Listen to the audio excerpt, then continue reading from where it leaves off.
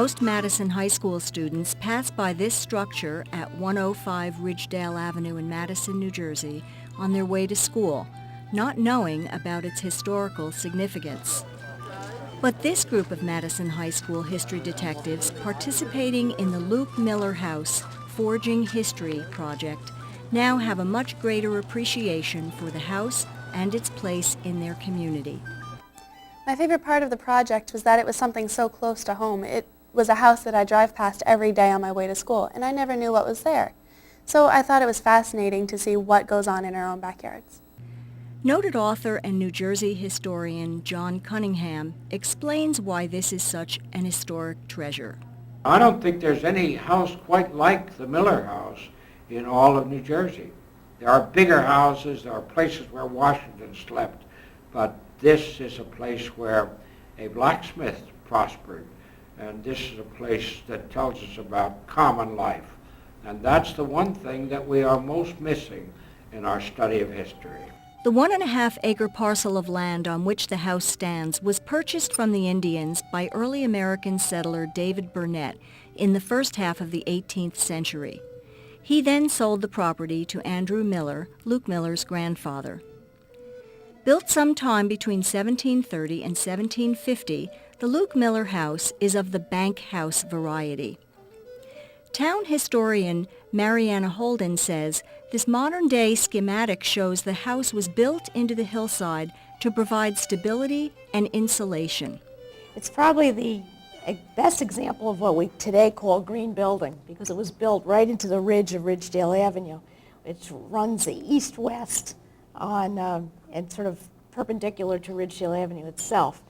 It uses the hillside to incorporate the rocks for not only stability, but also the warmth for the insulation and also the cooling effect in the summer. Mark Texel, the director of historic sites of the Morris County Park Commission, tells us more about how the house looked with its early American architectural features. The way the house looks in 2007 is not that different.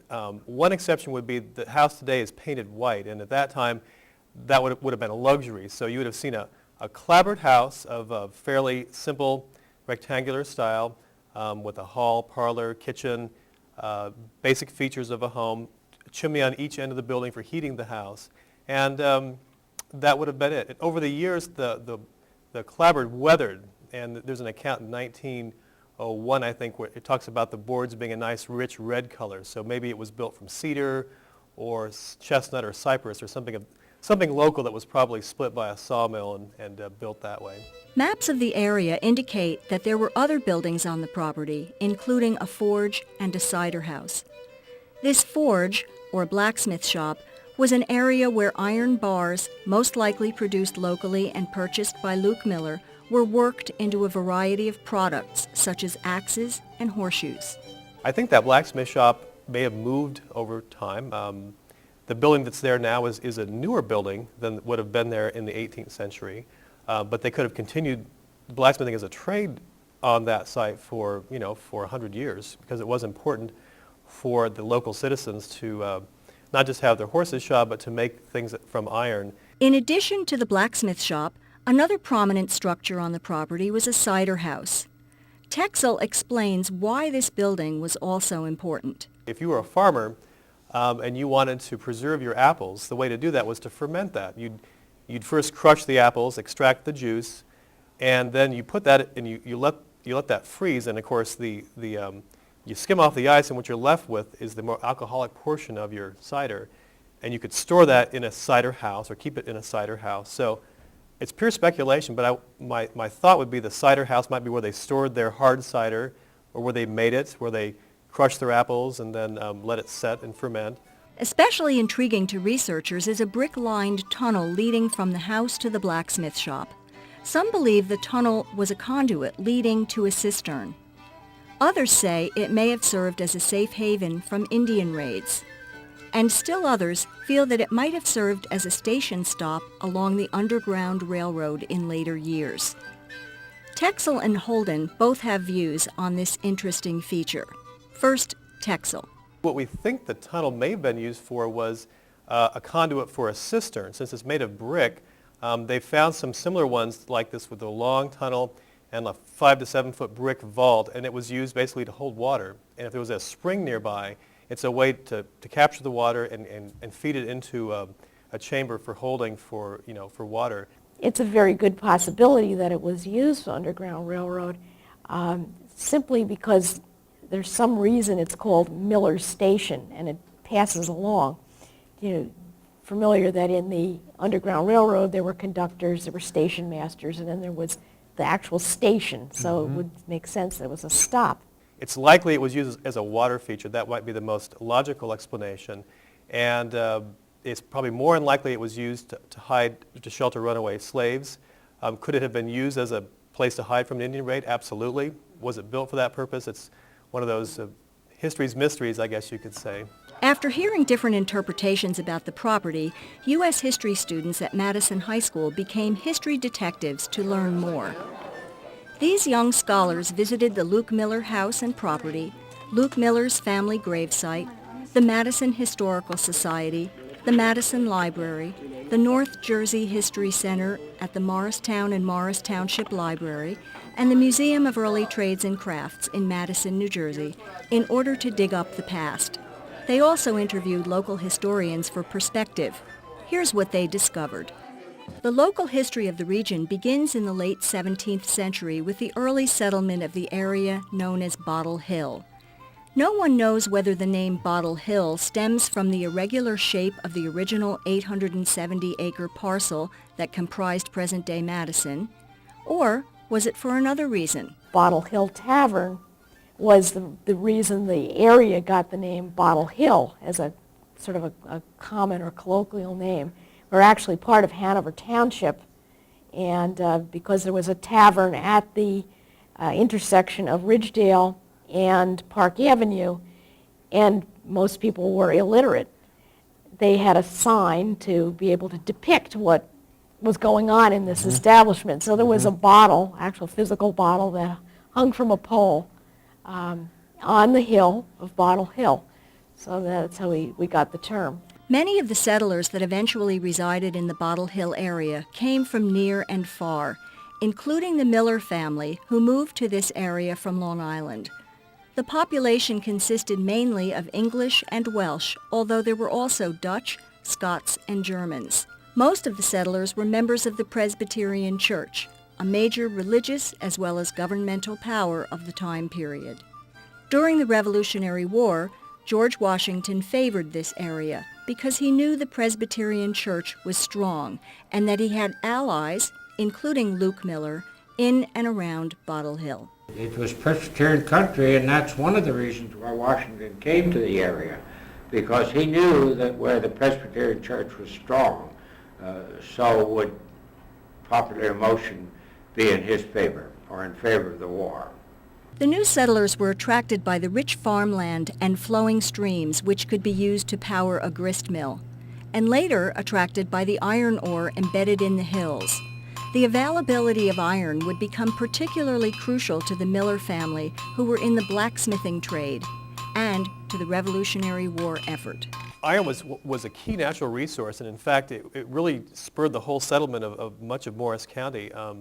Once they discovered deposits of iron in the early 18th century, 1710 to 1720, and that brought both iron masters and miners into the area. The house known today as the Luke Miller House was built by Luke Miller's grandfather, Andrew, sometime around 1750. His son Josiah, a blacksmith, was the father of Luke Miller, who was born in this house in 1760 and lived there for 91 years until he died on January 23, 1851. During his lifetime, Luke was married 3 times and fathered 11 children. He received about 17 acres or thereabouts. I think the Miller property, including what was called the Luke Miller House or Miller Station, it didn't really grow over time. I don't know the exact total number of acres, but it stayed the same, and then it was split up between his heirs and then their heirs. So over time, the land gets to be split up into smaller and smaller pieces. But none of the 3 Miller children expanded the property. So that's something that's kind of unique, that it maintained its same size over the next really 150 to 200 years. Luke Miller was an important figure in the early American community of Bottle Hill. As a landowner, he was a powerful member of society. The only power that anyone had was through land ownership. People who owned land were called freeholders. That lives on in the board of freeholders. They had full power to do as they wished, literally. Along with his brothers Joseph and John, who lived on adjacent properties, Luke was a respected farmer and blacksmith. He ran a working cider house on his property and was a militiaman in the Revolutionary War. As a blacksmith, Luke Miller also served as a master to many apprentices. An apprentice, Charles C. Force, worked with Luke Miller for 8 years. He then became a blacksmith on the Sayre farm down the road and later founded the Madison Iron Works. Force's important influence on the future through utilizing more modern technology for the ironworks was spawned in Luke Miller's blacksmith shop, where, together with Miller and other apprentices and workers, they created tools and implements vital to the area. The property played an integral part in the early economy of Morris County, as travelers from around the area would have their horses shod, coach wheels repaired, and tools made and repaired. Not only did farmers and other local workers require the skills of a blacksmith, the forges in the Bottle Hill area were critical to the war effort. Local lore even says that George Washington's horse was shod at Luke Miller's forge. In general, the entire Bottle Hill area was important during the Revolutionary War. The Bottle Hill-Morristown region, with its highly patriotic citizenry and hilly terrain, seemed to offer the best hope of safe haven to those fleeing the British advance. Bottle Hill represented an important part of this defensive strategy. Luke Miller's contributions to the war effort were many and varied. His home was a hospitable and welcoming billeting place for war-weary officers moving through the area toward the encampment of Lawantaka Valley.